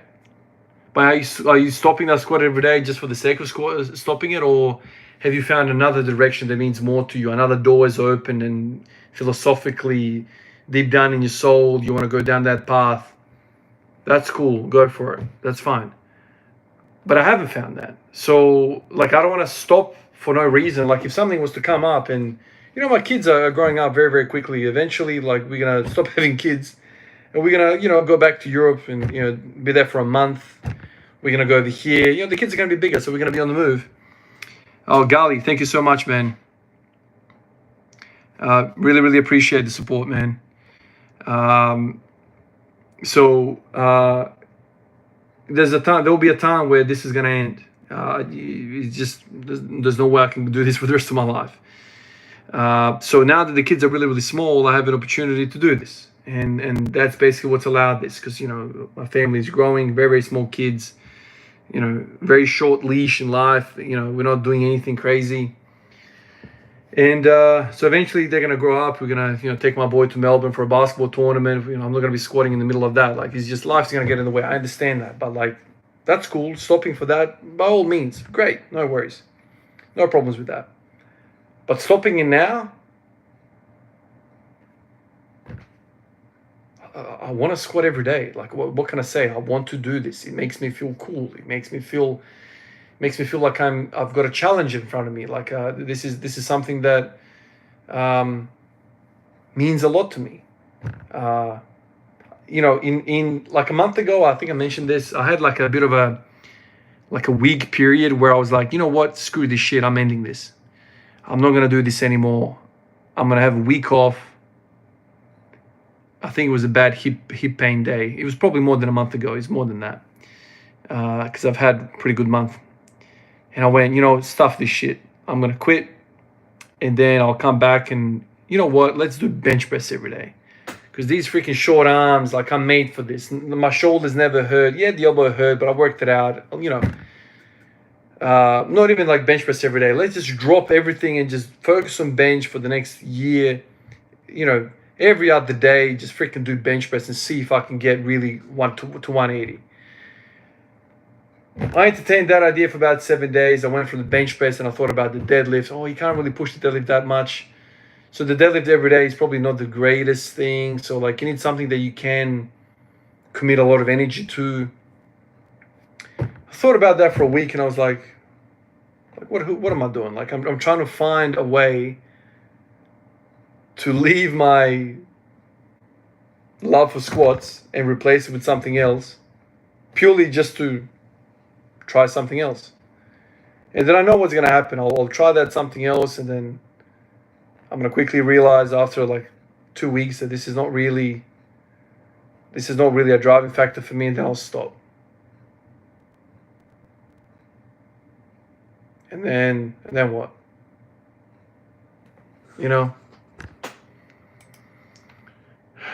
And then what? I don't know.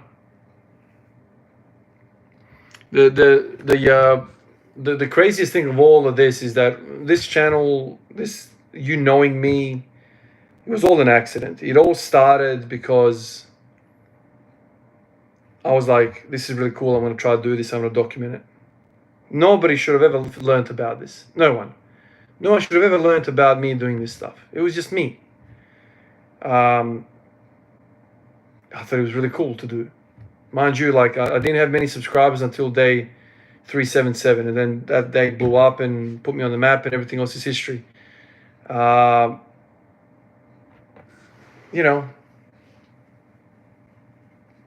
you remove the squatting challenge out of all of this. I don't know. Would I have evolved into this passion? Would I have evolved into squatting so much, thinking about this so much, talking about this so much, documenting so much, writing so much, keeping freaking journals about this? Maybe none of this would have happened. Maybe I would have gone back to play social with my boys, social basketball, couple more injuries, couple of more ankle rolls. Screw this shit. Freaking ref screwed us over again. That guy, the footy player, just wants to elbow me in the skull while I'm going for a layup. Can't play basketball with those idiots. I'm just going to freaking be here and fucking play video games, and that's it, and go for a beer with the boys once a week or something, and go to nursing, and that's it, and just be a normal guy. But instead, I fell in love with this challenge of squatting every day. And if the challenge isn't crazy enough, I don't think I'm attracted to it. That's kind of the weird shit about all of this, man. I don't know. It's really, really, really, really weird.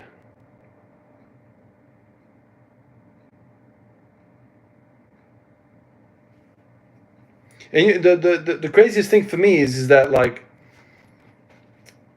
with all due respect, like I've had some freaking heat come my way, man. Like people have sent me DMs on Instagram abusing me, you know, guys telling me you are misleading people are gonna get injured, how dare you mislead people, you know, this is only for drug users, you're using drugs and you're selling yourself as a natural. Like all of these people have come out and done this, and obviously there's lots of people saying I look like shit, I'm crap, I'm this and whatever, all that stuff. Like all of that stuff doesn't really matter to me as much what I think about all of this. So I still feel good about this. I don't really care that somebody out there might think that I'm a piece of shit. I don't know, like maybe because I'm mature and I have thick skin and I don't know, like couldn't give a shit. Like this is my little journey that I'm on. I enjoy it. I'm not embarrassed by it. You know, that's kind of how I look at it. So I'm never gonna kind of like do stuff for the sake of other people. Oh, Ivan, man, like you've squatted now for 2 years. In fact, 2 years was 6 days ago. It's been 2 years and 6 days since the last time I hit a PR on a deadlift. 2 years. You're a public personality, let's say. Like I'm not a celebrity or whatever, but lots of people know about the struggles. Oh my God, how embarrassing is that? You have no credibility. You're a loser. 2 years no PRs. How dare you make another video? You should be ashamed of yourself. Go hide. Go hide because this is embarrassing. 2 years no progress. Maybe people out there will do that. But I don't know. I just don't give a shit. Yeah, I'm struggling. I'm struggling. It's obvious. I haven't worked a lot of things out.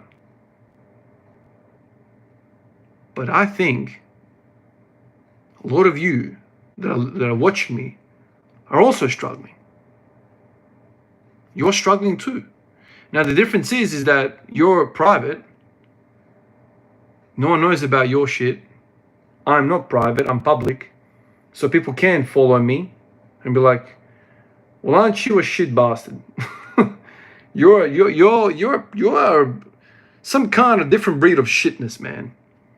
2 years and you're freaking working hard. What a waste of time, Ivan. Hey, like, don't you feel like a wasted failure? Dude, you've been training for 2 years. How many repetitions of deadlift have you done? And you've done all of that for fuck all. You're not wrong, you know. Sometimes I think to myself, I'm like, God damn.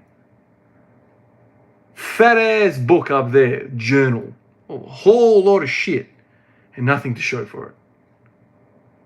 Nothing to show for it. Nothing. Nothing? Well, fuck, it's something, man. I failed.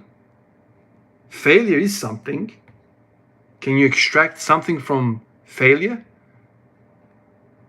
I think so. For one, you know what doesn't work?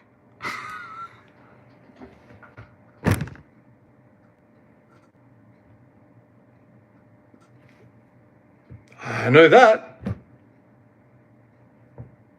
I know exactly what fucks me up, gives me hip pain. Aha. So, you know, I think that's something. So sometimes when I get like down on myself a little bit and I think about all of this stuff and then I see a 17-year-old doing 500 bench and I'm like, what am I doing, dude? I've really picked a lane in my life that's just not working out, dude. Drop that shit. Go find something that is better for you. But I think there's something there's something really fucked up in my head. Because I actually enjoyed the struggle. I enjoyed being shit. Sometimes I think that to myself. I enjoy being a shit bastard.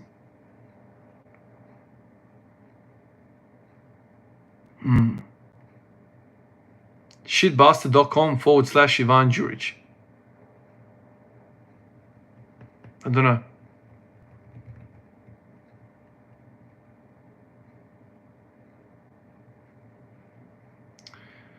Yeah. There's many ways to slice it, man. Sometimes I think like,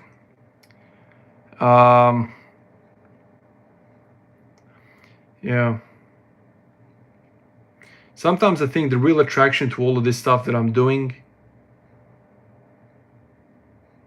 is that the struggles that I see in the gym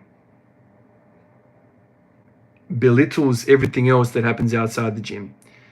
So if I have a bad day at work, I'm like, well, that's pretty bad. But shit, man, it can't be worse than doing 180 for 6 that I did yesterday. I mean, that hurt, man. That really hurt. I remember being really uncomfortable for that. And whatever the hell is happening right now, it doesn't bother me as much as that bothered me. Because that shit really bothered me, man. So in the last 2 years, I haven't improved the deadlift. But in the last 2 years, I've had a really nice stretch of belittling the fuck out of the struggles in my normal life. Nothing has affected me like it would have been affecting me if I didn't have pain and agony and struggle in the gym.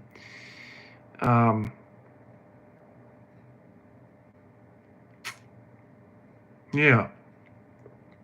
And you know, the thing about it all is that, and I don't know, like if this makes sense, if you can relate to this, but like for a long freaking period of time, probably 2 years, I have felt that I was like this close to another aha moment and taking the next step. The next step being 220, 230, like a nice little period of training again. I'm just missing something. That's how it feels. Now, my feeling could be completely wrong and my vibe could be really off and I could be just like fucking way off, man. But that's the way it feels, and that feeling pushes me. I don't know. It's weird, man. It's weird. But all of this shit that you go on and talk about, and you have all of these like long, protracted freaking thinking sessions about all of the shit, a lot of this stuff, man, it carries directly over to real life. And I always go back to that. I'm like, you know, you have struggles in other parts of your life, whether it's career or personal or whatever. And then like you can freaking use the same damn methods of working that shit out, dealing with that crap, as you do dealing with the how to progress the squat. You know, it's the same like Rubik's Cube of approaching the assignment. You're like, well, fuck, if I just, you know, do this and then I write this bit and then this bit and then I'll introduce it and conclude it and that's it. Like, just write the body first. Like, what are we talking about? What are the points? And then you'll know what to introduce, what to write in the introduction, because you've already written the body. You're aware of what the content is. It's kind of like that. You know, like for me, the connection to all of this crap is different to what other people is. Like, you know, people talk to me at work and, you know, people know that I have a YouTube channel or whatever. And initially when they learn, they're like, oh my God, like you have a YouTube channel, fuck, where's your Ferrari? Because people think like, you know, 100,000 subscribers, I fucking got F430 over there, you know, 360 Sparta over there. And, you know, just behind this window here, there's a Mustang fucking with the bonnet scoop, you know, fucking hanging out. So when people get over that bit that I'm not anything special, and then they're like, oh, okay, so like, what are you doing this for, man? So you're not rich, you're not making a lot of money, you seem to put a lot of fucking time into this. So what's going on, man? Why are you doing this shit? Like what's the drive? And then like, how do I explain to somebody that I'm sick in the head? I've fallen in love with training. Not for what the training is gonna get me. Oh, fully sexy cheeks with my six-pack and my pecs. Oh, man, look at me, man. I'll go clubbing and I'll tell everyone, hey, it's Ivan, man, 100,000 subscribers. You want to hook up? No, I ain't doing it for any of that crap, man. I'm a married man with 3 kids, very happy here. I ain't doing it for that shit. I'm just doing it because I'm sick in the fucking head of enjoying fucking squatting, man. It's just simple as that. I don't know. It's so simple to me, but it's hard to explain to somebody that doesn't understand that. And even like my brothers, man, like my 2 best friends, man, they always tell me, dude, Ivan, I don't have anything in my life that I feel so strongly about. Obviously, other than the main things, life, you know, kids, wife, all that stuff. You know, I don't have anything. Like, you're very lucky that you have something that you feel so freaking strongly about. You have something. You know, I don't have anything. And I mean, 1,500 days of doing something every single day is a pretty good indicator that I like this shit. But how do you fake 1,500 days? You know what I mean? How do you fake 1,500 fucking days of shit? You can't fake that crap, man. I don't care who you are. That's a long ass time of doing some shit. And I've done it. And I never knew at the start that I was going to do it. It was a journey. Let's do 30 days. Anyone can do 30 days. Yeah, no worries. And then I was like, well, I reckon the next 30 days, I will try this shit. I'll try this, whatever the hell the thing was. And then, like, the thoughts start, then you start getting deeper and deeper. And they're like, oh, all right, okay. So I've got this month I did this month I did this. What if I did calves? Really focused on calves and kept all the other shit off, but just add calves, calf raises. Okay, third month, boom.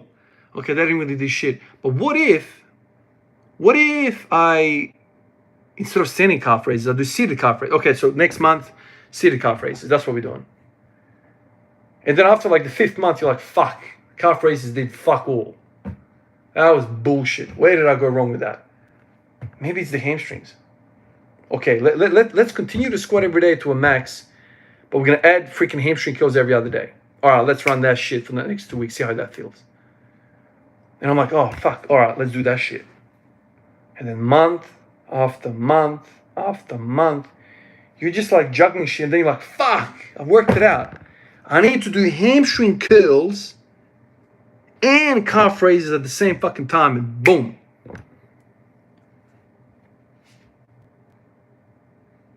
And then you get to a point where like, fuck, it wasn't that either. Scrap all that shit. Sit down again. Similar sessions to what I'm doing right now with you guys. Very, very similar.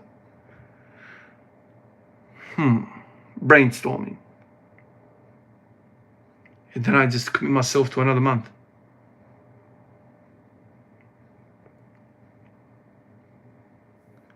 And that's it. That's how time flies. It's almost like the roster comes out of work every month and I do it, and then you request the next month, and it happens like 1 month at a time, and time goes, and you shit. That's 12 rosters I've just gone through. Damn, that's a year. Holy shit, I've done 14 lots of 12 rosters over there. Damn. I've been around for a while, man. Kind of like that. You know, it's kind of like that. And then eventually you kind of like, in all of that, you develop a, so kind of like a side little gig that you kind of go over and over and over, and you like the training. I remember like during my basketball days when I was a kid, when I first started playing for club, I would, same type of mentality. You know, I remember going to games and I'm like, okay, if I go right hard, nobody can beat me. And then you spam going hard right. Every single drive you go hard right. And you have success. And then it stops working. And then you're like, shit, what am I going to do now? So last few games I've tried going hard, like drive hard right every time. And they've worked me out now. So what do I do now? Okay, shit. So maybe I'll fake going right and then I go left. Or fake going left. I'll just throw in a fake left and I'll still go hard right. So I've always kind of been like that, in that mentality of like, how do you improve? It's like in the NBA, they always talk about like, what have you added this summer? You know, you sit down, you analyze what you've got, and then you make a plan. Not obviously these NBA players, they're top of the top, and they have top of the top around them. And so they're like, well, dude, if you add a jumper, you'll be an all-star this year. You just need to add a jumper. And then you add a jumper, and all of a sudden, shit, the game's opened up. That defender is not 2 meters away from you anymore. He's up in your grill. It's so much easier to beat the guy off the dribble when he's right up you, right in your grill. So easy, and then you can go slam if you're a slasher. It's like that. I grew up in that mentality, always kind of seeking how to improve. The trouble with the squatting everyday journey is that, you know, I started picking it up, or squatting and weightlifting very, very late. You know, I gave up basketball 21. Felt sad and sorry for myself for a couple of years. Then I started reading how to get stronger, what to do in the gym and whatever. And so I was very, very kind of late introduced to it. And so lots of mistakes made, of course. Oh, coaching would have been great, blah, blah, blah, blah. But I never wanted to become anything good. It was just a little hobby. It's like a little, you know, guys have a workshop. Guys have a workshop and they go in there and they make chairs, you know, and they sit there with the little freaking power drills and they, you know, shave away, you know, they spend years upon years with woodworking, you know. Other guys have a Monaro, freaking 75 Monaro in the garage. They haven't turned that sucker on in 10 years, but they're constantly tinkering. And it's like, dude, why are you building a car for 20 years? You haven't driven it. It's hard to explain to people. But my woodworking and my Monaro, 75 Monaro, is the squat rack, the bench, the deadlift. That to me is really cool. And I'm not embarrassed to say it, you know.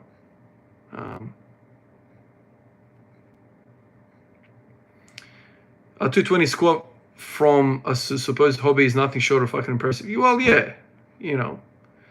You know, when the Monaro gets done, it should look impressive because it should represent thousands upon thousands of hours of work.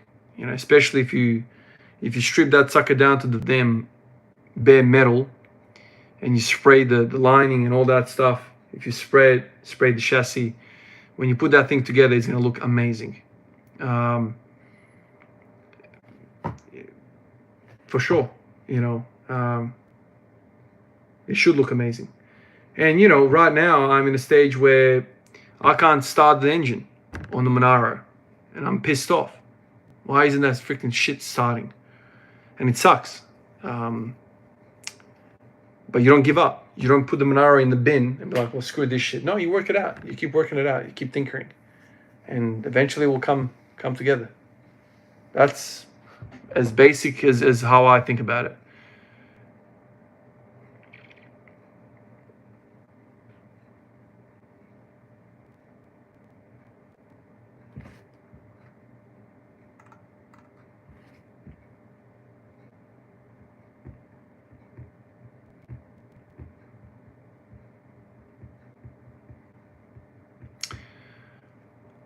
Hello.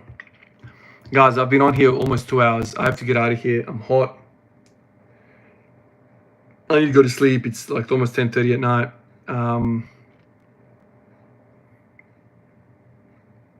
We might do this again tomorrow. Similar time, probably. And yeah, that's all I got. Hit the like button, all of you. Oh, if you could. I mean, I don't even know. Like, I ended with this. I don't even know. Like, this is probably really, really hurting my channel. I've heard other people say that if you upload lives, it really smashes the algorithm because the watch through rates are bad, the click through rates are bad, everything's bad about the videos. But like, I really enjoy them, and I think it's a really nice way to spend time with people that support you. It's not just a benign freaking comment that you don't really see the comment again.